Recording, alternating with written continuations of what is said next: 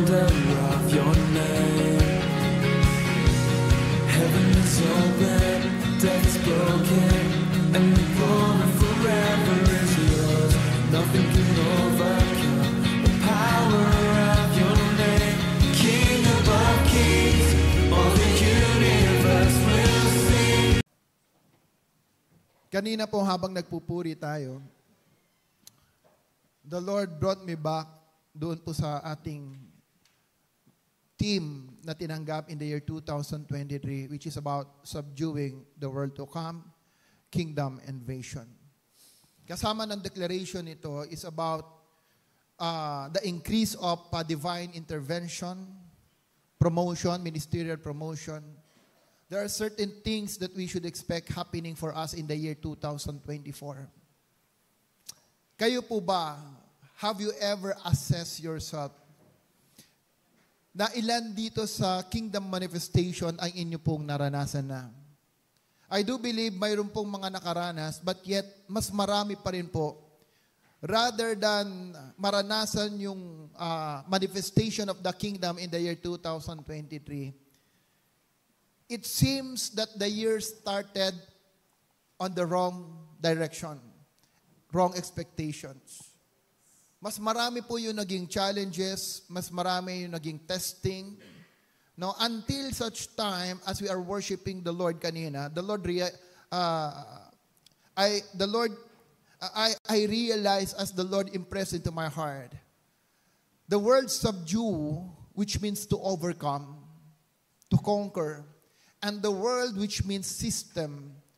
God is empowering us in this year, 2023, that whatever challenges that you might face, anumang pagsubok na yung naranasan, marahil yan ay sa sakit, karamdaman, marahil sa iyong negosyo, sa trabaho mo, or whatever situation that you might face in life, marahil sa spiritual life po natin, ano man ang inyong nararanasan, I do believe that this year, God has empowered us that we will be able to overcome the challenges in our lives.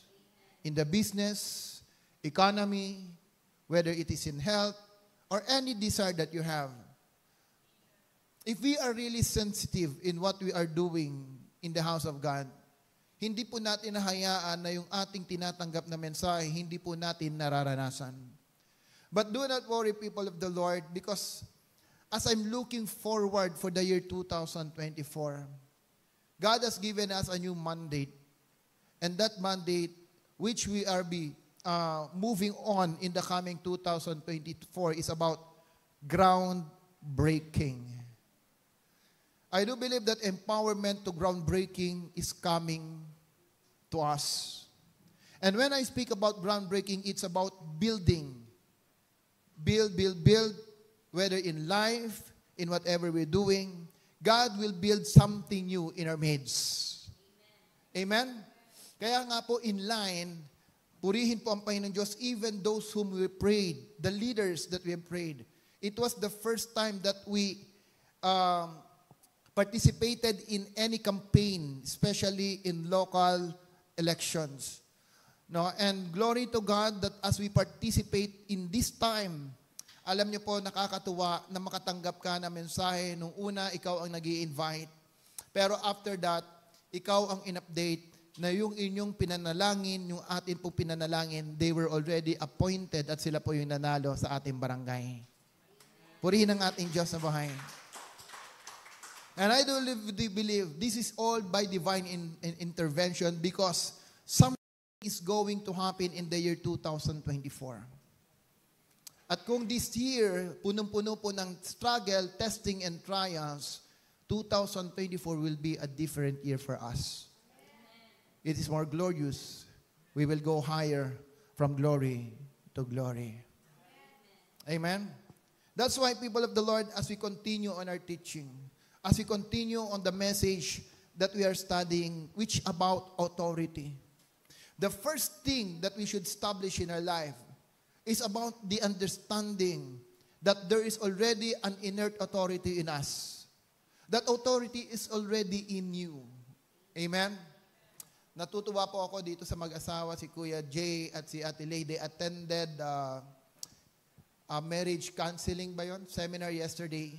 Supposedly kami pong 4 magkakasama. Kaso hindi naging maganda ang pakiramdam ni si Sir Ken. So sabi ko sa kanila, kayong 2 na lang ang pumunta. At after noon, nung kanilang pag-uwi, nakatanggap sila ng certificate. Nakatanggap sila ng certificate, no? At ano yun? Affirmation of vows. Yan. Kaya tingnan nyo yung mukha ng dalawa niyan.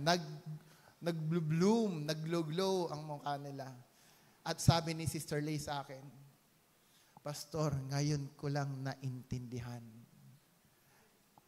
about the relationship ng husband and wife. Ngayon ko lang naintindihan. Sabi ko kay Sister Lay, sa dinabi-dami mong narinig, ngayon mo lang naintindihan. You know, people of the Lord, this is what we need to understand. Hindi ibig sabihin nandito ka ngayon, nakakarinig ka ng mensahe, ibig sabihin nauunawaan mo na. Most of the time, it takes the right heart, the right environment, and the right spiritual condition para ang puso po natin ay mabuksan. Amen? Kahit may mata ka, kung walang liwanag, ang mata mo walang makikita. True or not?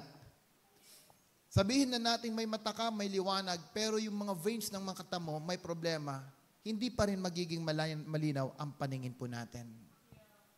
So in the same manner, kailangan po itong 3 magtagpo. Right heart, right environment, and the right spiritual atmosphere. Now, and glory to God, by that time, nabuksan ang puso ni Ate Lay kay Kuya Jay. At sabi ko nga sa kanila, kailan ang honeymoon? Diba? It needs to be in the right way. That's why people of the Lord, we cannot change life just by praying. Do not just pray for people. Apply the principle. Understand the Word of God. I'm not telling you not to pray. Prayer is our effective tool against the enemy. Prayer is an effective tool if you know how to use prayer accurately. People of the Lord, kahit gaano mo ipanalangin ang pamilya mo, if they will never be in the right environment, if they will never receive the right spirit, you will never know when the heart will be ready. You will never know when the heart will be ready. Amen? Kahit gaano kaganda ang puso, may timing yan. At ang Diyos, ang sabi ng kanyang salita, ang mata ng Diyos ay tumitingin sa bawat sulok ng mundo. For what? To strengthen those whose heart are fully committed to Him. The moment God sees your heart, is already leaded, is already ready, is already committed to Him, transformation comes. Transformation follows. Lydia was a worshiper of God. Lydia is a religious person. But yet, while listening to Paul, God saw her heart. And the moment God saw her heart, God opened her heart to listen to what Paul is saying. And what did Lydia do after that? She opened her house. She opened her family. She invited her family to be baptized. Ito po yung totoong manifestation ng taong may bukas ang puso. She will not just receive the gospel for herself or for himself. The moment that your heart is open and the moment that God sees that your heart is ready, your heart is committed to Him, transformation will come to you, to your family, to your relatives, even to your house. Lydia, after God opened her heart to the Lord, ang sabi po ng salita ng Panginoong Diyos, nakinig siya at narinig niya yung sinasabi ni Apostle Paul. The message of Paul. Lydia's heart was connected immediately to Paul. And after that, ano po nangyari? Yung kanyang sambahayan, binaptized na kasama po niya. Meaning, Lydia understand what evangelism is all about. He did not pray. She did not pray. But she invited her family to be part of that baptism. And what else? She opened her house for Paul. She encouraged them to be in her house. People of the Lord, when our heart is open for God, your life, your house will be open to the Lord as well.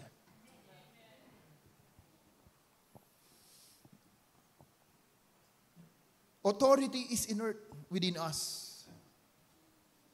But sometimes, or most of the time, we need to be in the right place, the right heart, the right spiritual condition for you to understand about your authority.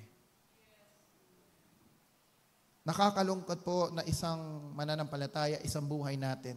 Alam mo niyo po, madalas ang hinahanap natin, paano maging successful, paano magkapera, paano yumaman. But all this, sabi po ng salita ng Diyos, ang kapayapaang ibibigay ko, hindi kayang ibigay ng mundo. Don't you know that even the world can give you peace? Maging ang mundo, kayang bigyan ka ng kapayapaan. Pero the kind of peace that God can give us, the world cannot give. We thought sometimes ang kapayapaan makukuha mo lang sa pera, sa trabaho mo, kung ikaw ay may posisyon, kung ikaw ay successful sa ginagawa mo. But yet, people of the Lord, remember this. Kahit gaano na karami ang pera mo, kahit gaano ka nakayaman, yung purpose mo sa buhay, if you haven't tapped into it, wala ka pa ring satisfaction. Wala ka pa ring satisfaction. People of the Lord, the apostles of Christ died. Hindi naman po ganun kayaman. Yes, they have their own wealth. Paul is learned from Judaism. Si Paul ay may kaya po na isang tao, but look at their life. They learn how to die in themselves to influence others. True purpose can only be achieved the moment we learn how to die in ourselves and make ourselves an influence for others. Yung makita mo ang may mga taong nababago sa pamamagitan ng buhay mo. Yung makita mo nagkakaroon ka ng purpose not just for your family, but even outside your house. This is a true purpose of God. God created us that we can take dominion over all the creation. Hindi ka po linikha ng Diyos para payamanin lang ang sarili mo. Maraming pong may kaya, maraming may pera. Pero sadly to say, money cannot give satisfaction. Money cannot give peace. Amen? But I'm not telling you, hindi po mahalaga ang pera. Mahalaga ang pera. Pero understand your priority. More than the material things of the world, focus on the things of the Spirit. Focus on what God wants us to achieve and to do. This is what authority is all about. After understanding that you have your authority, act on it. Act. How you will know that you're acting? First, secure yourself in the presence of God. Secure. Diba? Pastor, paano ko malalaman na ang buhay ko nasisecure ko na ang Panginoon Diyos? Ano ba yung atin pong mga binigay na palatandaan? What are the measures that we have studied? First, you have a clear vision. Mas magiging malinaw, ano ba yung vision mo? Ano ba yung purpose mo? Mas makikita mo yung vision mo not only for yourself. And the moment you have that vision, ano po ang ibubunga ng vision sa isang mananampalataya? Magkakaroon ka ng tamang disiplina. Amen? Kung ang vision mo, magkaroon ka ng maayos na katawan, ano ang disiplina na iyong gagawin? Unang-una, matutulog ka ng maayos. Or not. Matutulog ka ng tama. Because without proper rest, ang katawan po natin, hindi po magiging masigla. Kakain ka ng tamang pagkain. Babantayan mo ang timbang mo. Kung lumalaki ka na, abay, magpapayat ka na, mag-exercise ka. Or not. That is what vision can give to us. Clarity of direction, clarity of purpose. Kaya ang sabi po ng Bible, be a person without vision. Wala pong mga disiplina yan. So the moment that we secure ourselves in the presence of the Lord, God will give you the divine vision, will ultimately arrange or make our life in order. Amen? Then, what else? After the vision, God will give you the ability, the idea, how to gain wealth. Abay, mahirap po ang vision na wala pong resources.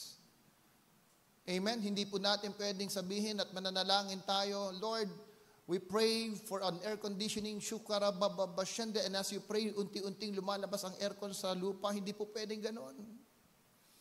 Vision will give us the ability to gain wealth.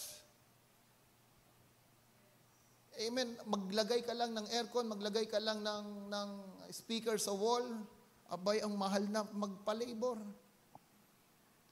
Mahirap po mag-mission nang wala pong proper resources. Actually, pwedeng gamitin ng demonyo ang kahirapan ng isang mananampalataya to hinder his ministry. Turn out. Kayang gamitin ng demonyo yung kahirapan mo para hindi mo maipagpatuloy yung pinapagawa ng Diyos para sa iyo. Mamaya pag-usapan pa natin yan. So if you understand about the ability to gain wealth, you will also have the clarity of direction. Mas magiging malinaw ang direction mo. At pag malinaw ang direction mo, you can always save time. Anong kahalagahan that you are saving time? People of the Lord, remember this. Time wasted is already a waste of time. Time wasted is already a waste of time. Do not ever think, kanina po ang oras na nawala, wala na po yan ngayon. Yung oras natin kaninang umaga, iba na po yung oras mamayang hapon, and it will never the same tomorrow. Anything time that we waste, hindi po tayo naging production, is already productive sa oras na yan, it's already a wasted time. So when you have a clarity of direction, if you have a clarity of direction, mas magiging malinaw, madali, mabilis ang journey mo. Amen? Kung ikaw ay nag-aaral pa ngayon, isa kang estudyante, ang question ko, 10 years from now, how do you look at yourself? 10 years from now, how do you look at yourself? Maraming kabataan, kahit isang taon, hindi alam kung ano ang plano nila. Ang alam lang, mag-aral, graduate, pagkatapos magtrabaho, and after that, wala na. They don't plan. Successful people know their directions 5 to 10 years from now. They have already measured their life. They already know what to do. When I was young, and I just started my first job, sabi ko sa sarili ko, 5 years from now, I will be a manager. Another year, I will become a president of a company. If I will never be that man, I will own my own company. That was when I was still 20 years old. 20 years old pa lang, alam ko na anong gusto ko 5 years from now. And because I know what I want, I pursue that destiny. Sabi ng isang supervisor ko, hindi, as long as I will be promoted, you will also be promoted. And I measured myself, bakit kailangan niyang ma-promote para ako ma-promote? Hindi pa pwede kami magsabay. Habang tinitignan ko siya, kung hihintahin ko siya, sa sarili ko, sabi ko, aabutin ng 5 years, wala pa ako sa posisyon. I look for a job where I can be promoted. And glory to God, God opened the door. When your heart is right and you know what to do, God can open doors for you. I was able to get a new job. I was promoted as a manufacturing engineer. And during that time, nakita sarili ko, sabi ko, this is not me. Masyadong routinary itong ginagawa ko. This is not me. I know there's something more that I can do. Sabi ng manager ko, huwag kang umalis. You are next in line to be a manager. After 4 years, I was offered to be a manager in a manufacturing company. Pero tinitigdan ko siya, masaya pa siya sa trabaho niya. Hindi aalis to. Masaya siya. I sacrificed the position because I want to do something new. And glory to God, that decision enabled us to start our own business. Sometimes we are looking too much for money. Do not look for money. Run after ideas and wisdom. Wisdom will provide you the resources you need. Sabi nga ni Dr. Miles Monroe, there are certain type of people and you will know from them what they pursue will determine who they become. Who they become. Sabi niya, yung mga mahirap daw na tao, they always look for money. True. Alam mo yung, for those who struggles in life, pag kayo nag-usap and you want to offer something, ang unang thinking nila, magkano ba makukuha ko dyan? Magkano ba sa akin dyan? They will after in life, how much will I get from there? Ang unang iniisip nila, pera. But those who are rich, for those who are rich, ang laging pinag-uusapan po dyan, material things, mga branded na bagay. Poverty, rich. Ang pinag-uusapan dyan, anong damit mo? Louis Vuitton. Anong sapatos mo? Nike. Ano yung bago? Armor? Ano yun? Under Armour. Ayan yung mga pinag-uusapan. Pag tinignan mo yung relo, anong relo mo? Rolex. Those are the rich people. They always after the material things. Pero wealthy people, they always run after ideas. This what makes difference in the life of a person. They don't look after money. Money run after them. Blessing overtakes them. Why? Because they found their passion. They found their purpose. Sa tingin nyo ba nahirapang kumita ng pera si Michael Jordan? No. Because ever since he loved playing basketball. Nakita mo bang nahirapang kumita si Tiger Woods? No. But these are wealthy people. Nahirapan ba si Bill Gates sa kanyang work? No. Because that is life. Programming is his life. Look at the wealthy people. Steve Jobs. He loved designing. He loved the idea of designing. That's Steve Jobs. Warren Buffett. He likes the thing. Pagdating sa mga stocks, he understands what stocks is all about. This is now, I understand, why the Lord says, let dominion over all the creation of the world. Idea. Say idea. My question is this, people of the Lord. What is the dominion that God wants you to excel? This is my question for you. What is the dominion that God wants you to excel? The moment you tap that authority and dominion, blessing will follow you. Minsan pag ako nag-iisa, I'm still thinking, Lord, ano pa ba? Ano ba talaga yung dominion that I really need to excel? And I know something, pero akin lang yon. I want you to find your own identity. I want you to find your own dominion and excel in that dominion.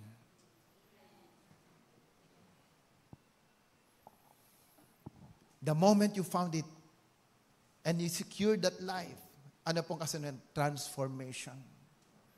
And I always been praying na ito pong ating church, ang bawat pamilya ng sambahan po natin, darating yung time, wala na po tayong maparadahan.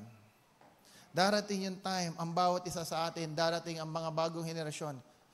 You can boldly say that I own my car. Alam nyo, ang isang naging, ewan ko kung sa inyo, becomes one your desire. Nung ako po bata, ang isa kong dinisire talaga, magkaroon ng sariling sasakyan. Pag-graduate ko, I want to have my own car. Ang problema po natin ngayon, kapares po yung seminar na inattend natin, there are 3 things na ang population po natin is in need. Yung demand, highly demand. Number 1 is food. At yung food po na supply na ng government, education na supply rin na ng government, and third is transportation. Ano po, paano rin-resolve ng government natin yung transportation? Dumami po yung motor. Amen? Now, nung dumami po yung motor, the problem is this. Naging mababa ang satisfaction level ng maraming Pilipino. May motor na, okay na. Masaya na ako. The moment you reach the top of a mountain, people of the Lord, use it to seek and look for another higher mountain. May motor ka na ngayon. Praise God, nakamotor ka na. Hanggang dyan na lang ba gusto mo? Paano pag nagkapamilya ka? Saan kayo sasakay? Iaangkas mo yung anak mo. Di ba mas maganda na one day you will have your own car? One day, dala-dala mo, anak mo, katabi mo sa likod, mayroon kayong sariling sasakyan. People of the Lord, sabi ng Diyos, I will make your name great. I will give you the nation. I will give you your own land. Ang isang natutunan ko habang ako po ay nagme-meditate, nakikinig ng message recently, the importance of the land. Parang ako yung kinakausap nung preacher during the time. Ang sabi niya dun sa kanyang congregation, if you have a land, do not sell your land. Do not ever sell your land because that land is a blessing for the next generation. Own your land. This is the promise of God to Abraham. And that promise, we receive it until now in the book of Galatians. So your life will be transformed. You will never be the same. Amen? We will be changed from in to out. Ang buhay po natin mababago. Sadly to say, mark this word, skill and talent is not enough to make you successful. Skill and talent alone will not make you successful. Without the right character, without the right attitude, it's hard to grow your stature. Kahit gaano ka kagaling, gaano ka skillful, kung ang ugali mo hindi maayos, mahirap pong mag-grow. It's very difficult to succeed.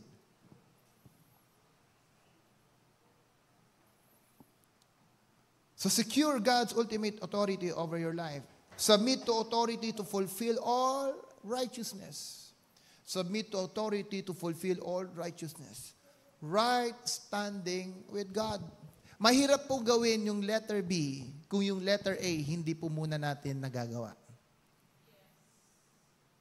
Mahirap gawin yung letter B kung yung letter A hindi pa po natin nagagawa. If you haven't secured God as the ultimate authority of your life, if you were not able to secure life, you cannot be able to submit authority because of righteousness.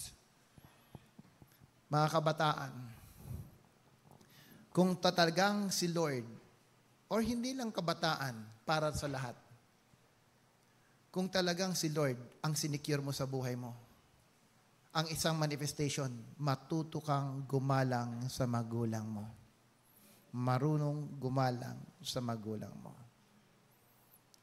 True or not? You cannot say you are living in a righteousness with a rotten attitude. True or not? You cannot say you are living in righteousness with a rotten attitude. Letter D. Submit to human authority in every governing institution.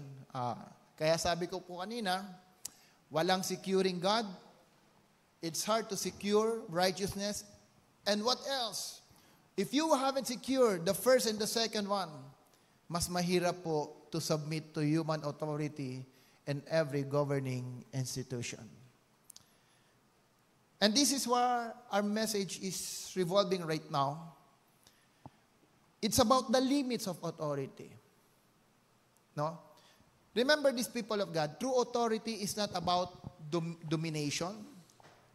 True authority is not about manipulation. Amen? Ang totoong authority is not to dominate you, it's not to manipulate you. That's why dito po sa church, all I can do is preach the word. To preach to you the message of God. After that, I have nothing. I cannot do anything anymore. If you want to obey and follow the principle, it is your own choice and it is your own doing. My responsibility is to preach to you the word of God without sugarcoating it. Whether it's hard or not, I will preach to you the word of God. Your responsibility is to receive and act upon the word of God. And that is what we call influence. That's why one of the truths about the limits of authority, submission should be our natural response to authority. Natural po yan. Hindi ka dapat nahirapan. Kung nahirapan ka magpasubmit, kung nag-struggle ka, ibig sabihin may problema sa puso mo. Amen? Ibig sabihin may problema sa puso mo. Hindi ito naisulat dyan, but can you write this one? Please write this down. Actually, I posted this sa Facebook, pero hindi ko lang alam kung nabasa nyo. Dahil alam ko, medyo hindi kayo mga Facebookers eh. Hindi kayo nag-o-open ng Facebook nyo. Very limited kayo. Naintindihan ko naman po yan. Sana all. Alright. Okay. Write this down. Religiosity treat the Bible as a devotional book. Religiosity treat the Bible as a devotional book. Kingdom citizens treat it as their legal rights. May nakita akong nag-share nitong post na to, may mga negative comment. Hallelujah. Buti na lang, sabi ko sa sarili ko, ang totoong liwanag, hindi nagpapaliwanag. Alright, may nag-share. Religiosity, ulitin ko. Religiosity treat the Bible as a devotional book. Kingdom citizens treat it as their legal rights. Now, listen here. A lawyer or a student taking up law. Listen here. Ang isang lawyer o estudyante na nagte-take up ng law, pag siya ay nagbasa ng Constitution, yung perception at yung kanyang way of reading the Constitution is way different from someone who's taken up an engineering course, accounting course, or even as a natural citizen. Kung ordinary citizen ka lang na nagbabasa ka ng law or ng ating Constitution, the way you read on it is different from someone who is a lawyer or a student taking up laws. True or not? True or not? Sa atin nga, I do believe mas maraming hindi nagbasa ng Constitution. Tama? Hindi nga natin binabasa yung Constitution. No, why? Why I'm telling you this?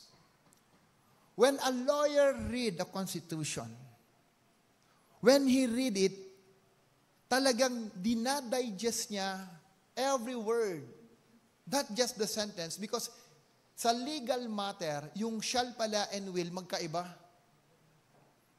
Bibigyan ko ng idea. Pag gumawa ka ng message at hindi ka sigurado, shall gamitin mo. Kasi yan, hindi sigurado yan. May option yan. But if you are absolute in what you understand at gusto mong i-release, use the word will. Will is more absolute than shall. So, yun pa lang, word pa lang. Na-scrutinize na po yan. They understand why. Because lawyer, when they read the Constitution, they use it, why? To justify, to protect their clients, to justify and use it. Amen? They have a certain purpose of reading the Constitution so that they will be able to function their job properly. Now watch this one. Being a Christian, kung ang tingin mo sa Bible mo ay devotional lang, you won't have the capacity to exercise the law and the principle of the Word.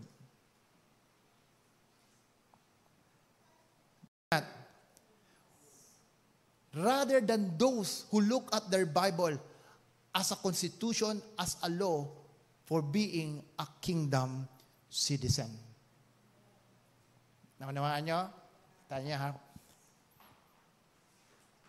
Sabi ng Bible, do not owe anyone except love. Do not. Do not owe anyone except love. You are the head and not the tail. Amen? You are the head and not the tail. Amen? But if you look at it as a devotional, the question is, will you able to exercise it in your life? Bakit sinabi ng Diyos, do not owe anyone? Because God understand, the moment that you owe someone, pag ikaw ang laging tagatanggap, maniwala ka, you are losing your authority and integrity to a person. Nawawalan ka ng authority to speak over that person. Ang sino mang laging nangungutang. Hallelujah. Pag alam mong laging may utang ka, ang hirap magsalita sa taong pinagkakautangan mo. Parang hindi nyo nararanasan. Kayo naman. True not! True not! Pero pag ikaw ang nagpapautang, hallelujah, parang pakiramdam mo, kahit graduate pa yung pinautang mo, ikaw hindi graduate, parang mas may boses ka pa sa kanya. True not!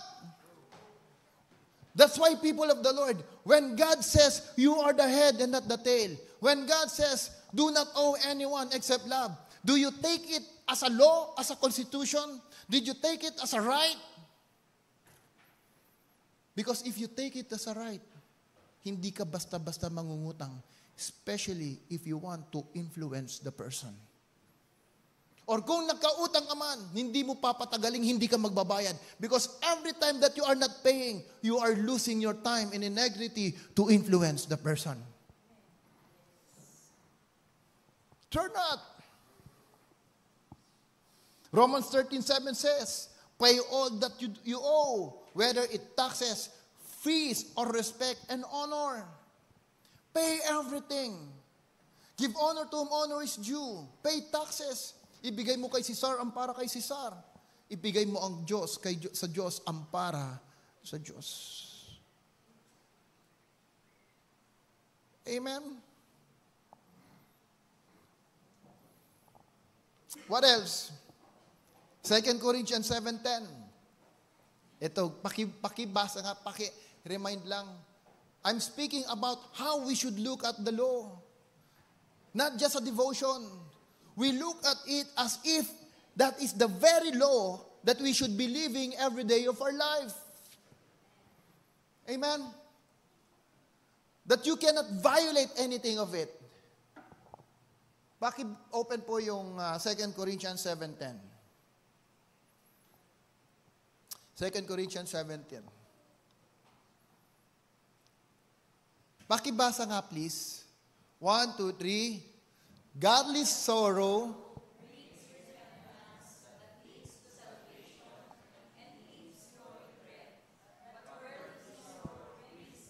kita mo sabi ng Bible, godly sorrow brings repentance that lead to salvation.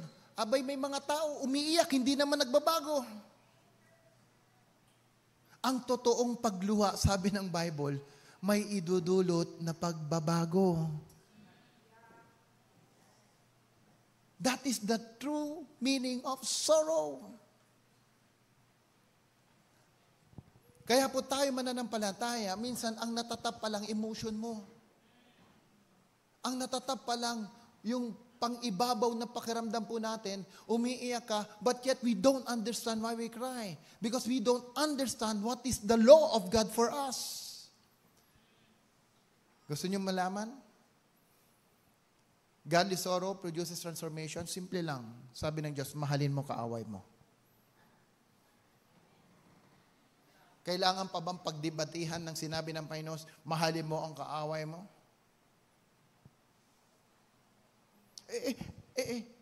Law nga law. Ano ba yan, Pastor? Shall or will? Kailangan pa ba pagdebatihan bilang mananampalataya ang sabi, wife, submit to your husband. Mahirap bang sundin yan? Kailangan mo pa bang umattend ng maraming couple seminar and marriage para maunawaan mo to submit to your husband? Why? Because you look at your Bible as a devotional book.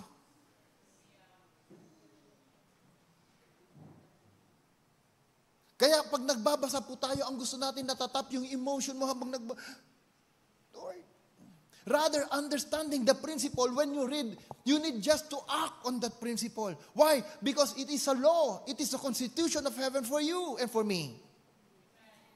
Amen. If we only understand and read the Bible as if that is the ultimate law of our life, people of God, I do believe every time that you read it, your life will be changed. No more explanation, no ask if, why. No more, why? Because it takes a heart of obedience and the right mentality to change someone's life. Wrong mentality will always produce wrong personality.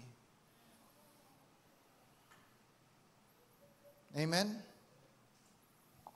Kaya pag tayo po umiyak, ang totoong umiyak, tandaan nyo may pagbabago.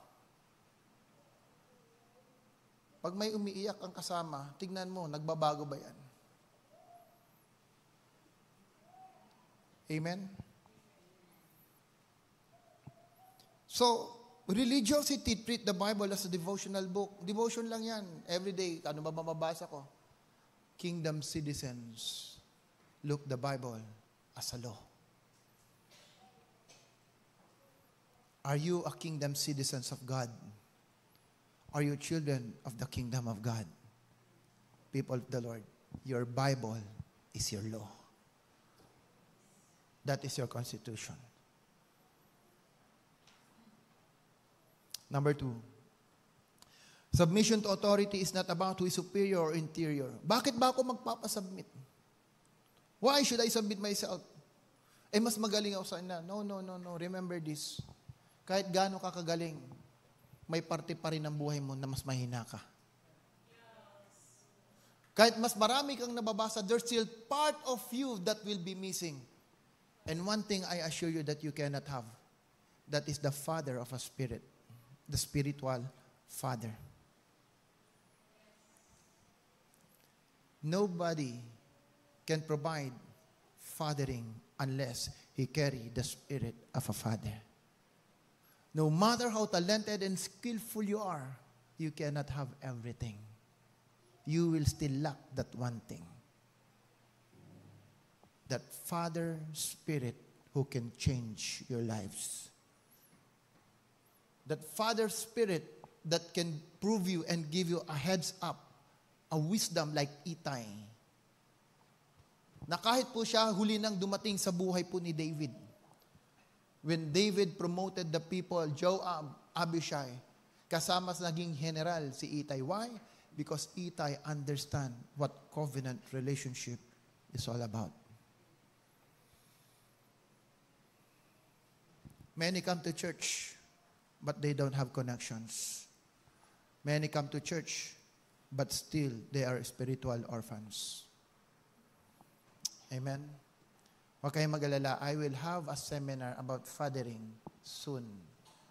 Kaya kung gusto nyo pong pagkaroon ng manual, promote ko na, mayroon pa rin tayong 30, parang awa niya. Hindi lang pinomote, parang awa na. Mayroon po pa tayong 30 booklets na kay Sister Lay. 350 pesos, no? Yung book pa yung, unahan niya na bumili dahil ako naniniwala, when we start the seminar, baka maubos po yan. Because I will invite other church to join us. Okay? Number 3.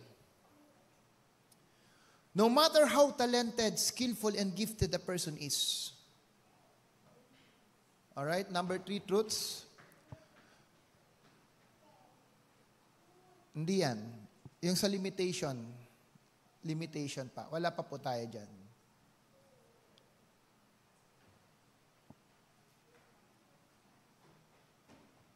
Hindi yan. Next. Okay, close mo muna. Babasahin ko lang habang hinahanap niya. Number 3. No matter how talented, skillful, and gifted a person is, without proper authority and submission, there is no learning and character fortification. Gaano ka man kagaling, as I mentioned earlier, without submitting to authority, there is no character fortification. Why? Because authority provides discipline. That's one thing. Authority provides discipline to a person. Discipline remove the foolishness in the heart of our children. The Bible says, foolishness is bound in the heart of a children. Tandaan niyo to, mga kabataan, mga magulang, everyone. Ano ba ang Tagalog ng foolishness? Kapalaluan. Ang kapalaluan nasa puso na po ng mga bata yan. Kaya huwag kang magtaka, hindi mo naman tinuturuan na gumawa ng masama ang bata, bakit lumalabas yung kasamaan sa kanila? Try not. Nagulat nga ako, minsan may nakita ako, bata naninigarilyo. Batang-bata. Huwag mong turuan, sumuway sa'yo yan. Maniwala ka, isang araw makikita mo. Pag hindi mo na disiplina ang bata, no? Pag hindi mo na disiplina yan, yung kapalaluan lalabas. Ano ang solusyon ng kapalaluan? Ang sabi ng Bible, the rod of discipline. People of the Lord, tignan mo how the enemy is deceiving the nation. Ano pong ginagawa ng maraming bansa? Bawal na ang mamalo. Kasi naman, totoo naman na mayroon talagang na-abuse ng mga kabataan dahil yung tatay hindi marunong magdisiplina. Because nobody also disciplined them. True or not? Pero ang isang kabataan, ang isang bata na hindi dumanggap ng disiplina, tandaan niyo po, pagtanda niyan, malaking kalaban mo yan. Sabi ni Dr. William Boone, the moment na na-miss mo yung season and time to discipline the children, pag yan ay tumanda, kailangan mo na ng extra grace. Hindi extra rice. Ang kailangan mo, extra grace. Bakit? Pag yan pinalo mo na may edad na, mas magiging rebelde yan. Yan mo kailangan ng matinding panalanginin at matinding modelo sa buhay nila for them to obey. Otherwise, they will always complain. Pansinin mo. Di ba may series yan? Ang laki sa layaw ay pambira. Hagibis yan eh. Ay, ginawa niyo namang hagibis si Rizal. Kayong dalawa, mga worship team ay na mukhang ibang devotion niyo. Ang laki sa layaw, kalimitan ay hubad. Diba? Bakit lumaki sa layaw? Kulang sa disiplina, hindi Jeff Rocks. Talaga kayo. Sabi nga po ni Sister Aina, your attitude determines your altitude. It's always the same. It's always true. Sabihin mo sa katabi mo, gusto kong ikaw mismo magsabi, your attitude. Ang katabi mo nandito, kuya. Your attitude determine your altitude. True or not? True or not? Yung itatagumpay mo sa buhay nakadepende sa pag-uugali mo yan. Trust me. Trust me. Hindi po tayo mag-golden year nang walang natutunan sa bagay na yan. And I've already observed people who have a rotten attitude, kahit gaano kagaling, kahit gaano ka-talented, they struggle in life. This is the wisdom na pwede mo matutunan when you are getting older. Do you believe that? According to Pastor Ador, no submission, no learning. Ulitin ko, no submission, no learning. Hindi ka matuto mapasubmit, hindi ka matututo. Subukan mo ang isang estudyante yung laging palabas-labas ng eskwelahan. Yung mga estudyante na pag nagsimula ang teacher magturo, natutulog. Ang iba tumatakas, nagbibilyar, naglalaro, nagbabasketball. Walang natututunan yan. Amen? Kaya po may mga kabataan, elementary na, hindi pa rin marunong magbasa. Why? They lack guidance. They lack discipline. Without submission, there's no learning. People of the Lord, write this down. Ewan ko kung nakasulat yan. Ano yung next dyan na slide? Okay. Can you read? Mentor doesn't need you, but you always need a mentor. So do not be proud or boast to yourself that the mentor will always run after you. No. Everybody needs a mentor.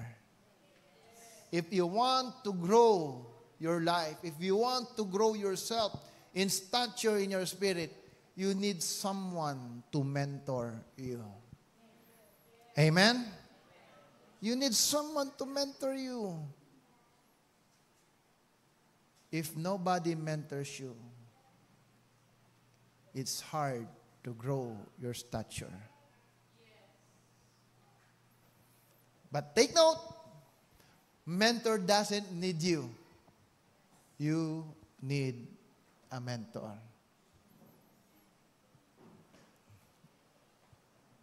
Matthew 4:19, and he said to them, "Follow me, and I will make you fishers of men."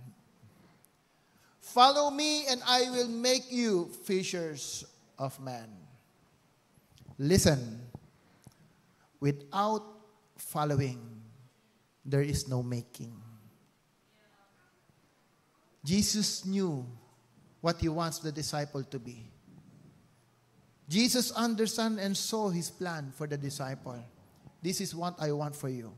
This is my purpose for you. From being a fisherman, you will become fishers of men. But before I can make you that man, follow me. Amen? So without following, there is no making. Again, my question. Sa buhay mo ngayon, in whatever you're doing, who is your mentor?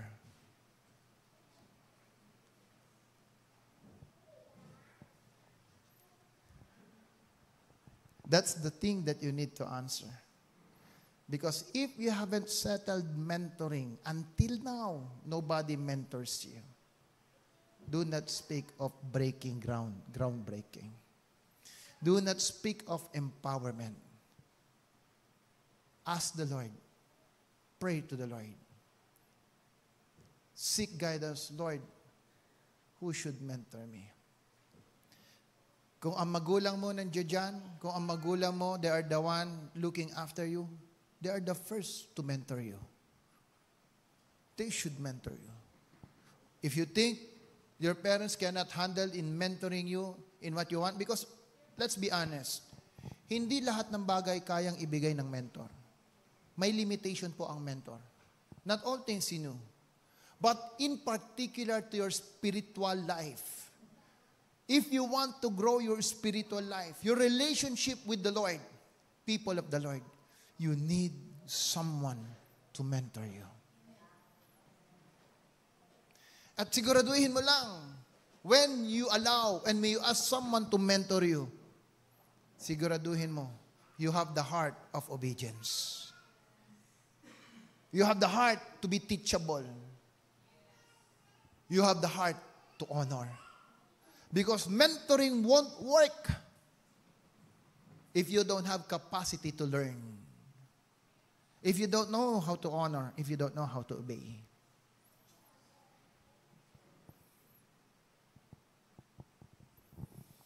Come, follow me. And what is the next limits of authority? Limits of authority. And I will end it here.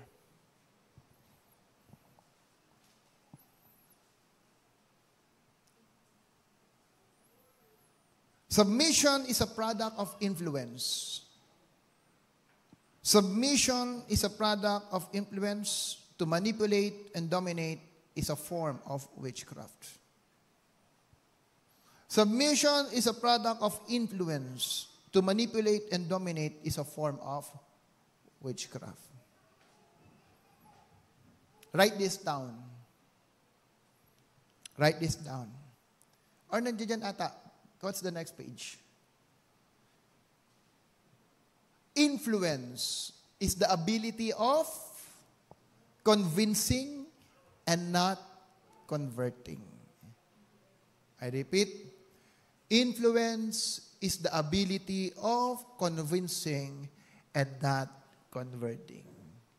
People of the Lord, even in your family, your relative, your friends, to those who are close to you, hindi ibig sabihin kilala mo sila, you can easily convince them. Kahit sinasabi mo sa tingin mo may relationship ka sa kanila, you cannot easily convince them. It is not easy to influence them. You need to learn first how to grow your stature. Because stature is a product. That stature will create the ability for you to influence others. Let's prepare our life for the coming season. And I want to end it here in a fourth season of your life. Tignan mo kung saang season ka na. At kung sa simula at sa tingin mo, hindi mo pa nagagawa, I think you have to make a decision. There are 4 seasons of life, people of God. The first one is what we call the planting season. Planting. At in the planting season, malaking kinalaman po dyan yung environment mo. What do you want your life 5 years from now? How do you see yourself 5 years from now? In your business, in your work, in your spirituality, what do you want to achieve? The first thing that you need to understand is the environment that you are being planted. For your spiritual church, you have many churches to choose from, but you can only have one spiritual family for the church. Mahirap mag-grow in the spirit kung ang church mo hindi mo alam kung sino ba yung spiritual family mo. Wala kang tinatawag na spiritual house. Every church you call it your church. No, that is not accurate. There is always an environment where God can plant you and make you grow. That's why the Bible tells us, planted in the house, you shall flourish. Amen? Planted in the house, you shall flourish. Like a seed, you need to be planted in the right environment. Like a seed, you need to be planted in the right environment. So my question is here. Do you think you have already found the soil, the environment where God is planting you? You need to have that environment that you need to be planted and be rooted in that place. Why? Because the moment that you become rooted, mahirap kang ma-unroot. Mahirap kang alisin. Kasi pag laging natatanggal ang halaman, madalas po yan ay namamatay. Hindi po yan lumalago. Now, the moment after you're being planted, question, is your nourishment. Again, babalik tayo sa mentoring. When you become now planted, who nourishes your life? Sino ang nagdidilig sa'yo? Sino nang nagpro-prune sa'yo? Sino nag-aalaga sa'yo? Alam niyo po ba, ang isang halaman para lumago, kailangan mo rin i-prune? Kami po may tinanim kami na puno sa amin. Punong malaki yun pero dahil naitanim siya sa ano yun? Parang drum. Hindi siya makalaki. Ngayon, yung sanga niya, napansin ko, hindi talaga lumalaki, puro na lang sa baba, pinutol ko. Yung sa baba. And I observed, nung pinutol ko, tumaas po siya. People of the Lord, without pruning, it's hard to grow. Who nourishes you? Who prune you? Pero question, madali or masakit ba ang pagprupun or hindi? So how can you call someone a mentor when you don't allow him to prune you? To discipline you. Amen? To nourish you. Kaya nga sabi ko, kailangan natin pag-aralan uli yung mentoring to fathering. Para mas maintindihan natin yung substance and spirit behind the mentoring. The moment you are nourished, what is the next season of life? Ang tawag po dyan, self-governing. Nagiging independent ka na. Marunong ka nang tumayo sa sarili mo. Marunong ka nang mag-build ng sarili. You have now your own identity. You can now establish yourself without the assistance of your parents, without the assistance of your someone. Itong area na to, kailangan maging maingat ka. Kasi pag dumating ka sa area na yan, nang walang tamang puso, magiging mayabang ka. True or not? Kaya nga yung mga tao na biglang yaman, tingnan nyo, biglang yabang din. True. True, kasi hindi sanay, hindi tama ang puso. That's why, be careful. Kaya nga po, ang nakakatakot sa isang bata, wala pang pinagyayabang, mayabang na, nakakatakot yan. At maraming ganyan. Pag tinignan mo ang buhay, at may kilala kang talagang successful in life, pambihira, maaawa ka na lang. Wala pang kayang ipagmalaki ang yabang na. Because nobody nourished them. Nobody disciplined them. Nobody pruned them. Amen? So after you make yourself self-governing, the next season of your life is the season of fruitfulness. You are now becoming an influence. Alam mo po, pag fruitful ka na, people will run after you. They will just come to you. Because no matter whether you like it or not, kung ikaw ay hitik ng bunga, lagi nilang hahabulin yung bunga, hindi yung puno. Amen? Lagi nilang hahabulin yung bunga, hindi yung puno. At sa probinsya nga po, I realize, pag ang isang mangga punong-puno ng bunga, kahit yung mga kabataan, sabihin mong may bakod pa yan, kahit may harang pa yan, gagawin ang lahat ng paraan para maabot ka lamang. Or not. Yan, si Gene Ward, alam nila yan, trabaho nila yan noon. Kahit may bakod na yan, ang mga kabataan talagang aakyatin, ang aso talagang ano yung tawag mo dito? Yung i-overrun niya, basta makuha lang yung bunga. That's the same thing with our life. Pag hitik na hitik ka sa bunga, people of the Lord, I tell you, influence and convincing will be easy for you. Kaya mahirap mag-convince kasi minsan wala pa yung bunga. Build the fruit. Build, nourish yourself. And after that, what we call is the legacy. Your life become a fertilizer to other. And what does it mean? Hindi mo kailangan ng puntod para maalala ka ng pamilya mo. Hindi mo kailangan sa isulat sa nicho mo, kung sino ka. Dahil kahit wala ka na, yung influence mo, pinag-uusapan pa din nila. Nakita nyo na ba ang puntod ni Abraham? Nakita nyo na ba ang puntod ni David? Nakita nyo na ba yung puntod ng great man of God in the old? No. But until now, their life is still being talked about. Why? Because of their legacy. People of God, maybe your priority is wrong. Let's all stand.